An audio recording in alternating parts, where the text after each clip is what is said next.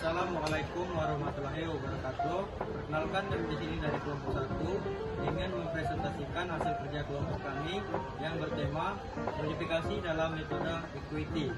Sebelumnya perkenalkan, nama saya Wahyu Adi Saputra, NPM 2205006, dan rekan saya Risa Rina, NPM 22050005. Dan saya Ayu Fadila, NPM 22050003. Saya Desita Dinda Putri, NPM 22050004. Saya Detolia, NPM 22050004.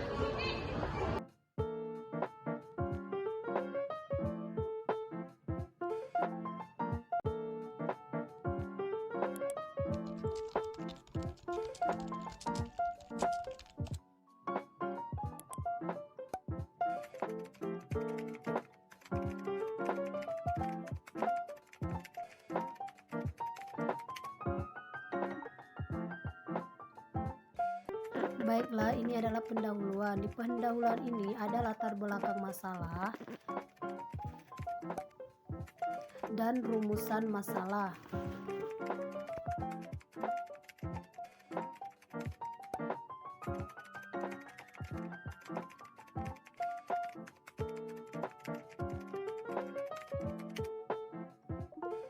Langsung saja ke materi, yaitu laporan konsolidasi modifikasi dalam metode equity. Laporan keuangan yang dikonsolidasi. Pencatatan investasi saham di perusahaan anak diadakan selalu penyesuaian terhadap adanya perubahan yang terjadi dalam perusahaan anak. Maka dari itu, investasi saham mengikuti perkembangan yang terjadi pada perusahaan anak yang bersangkutan yang disebut metode equity. Hal-hal penting yang harus diperhatikan dalam prosedur pencatatan terhadap investasi saham pada perusahaan anak dengan menggunakan metode equity adalah bagian A, yaitu rugi dan laba bersih dari perusahaan anak. Bagian B terdapat dividen yang dibagikan oleh perusahaan anak.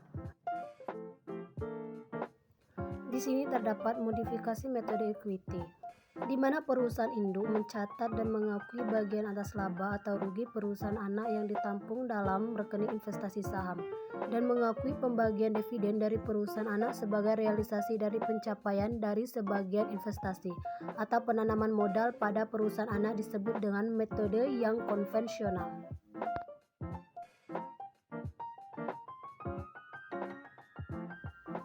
Di sini terdapat cara modifikasi dalam metode equity. Yang pertama, dengan memisahkan modal yang berkaitan pada perubahan kepentingan dalam perusahaan anak dari modal yang secara hukum direalisasi dan tersedia untuk dividen.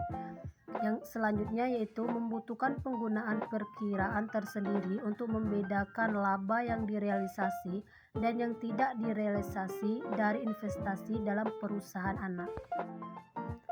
Selanjutnya yaitu hutang piutang antar perusahaan afiliasi.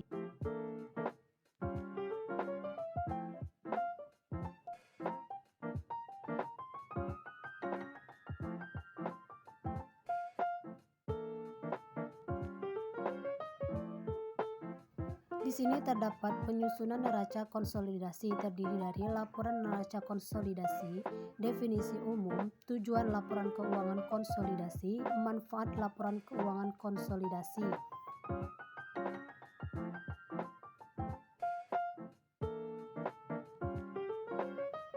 Selanjutnya yaitu penggunaan metode equity membutuhkan prosedur akuntansi.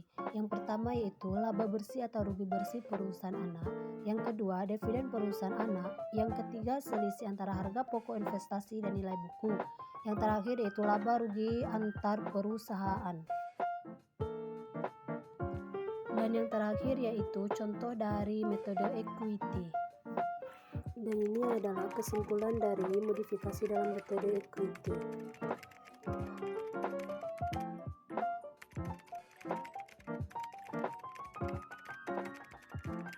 Dan itulah hasil presentasi dari kami akhiri. Wassalamualaikum warahmatullahi wabarakatuh.